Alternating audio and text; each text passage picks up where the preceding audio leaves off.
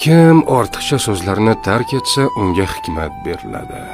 Kim ortiqcha qarashni tark etsa, unga qalb xushuyi beriladi. Kim ortiqcha taomni tark etsa, unga ibodat lazzati beriladi.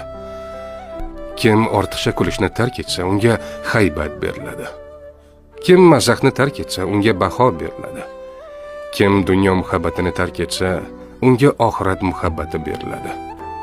Kim boshqalar aybi bilan mashg'ul bo'lishni tark etsa, unga o'z aybini isloh qilish beriladi.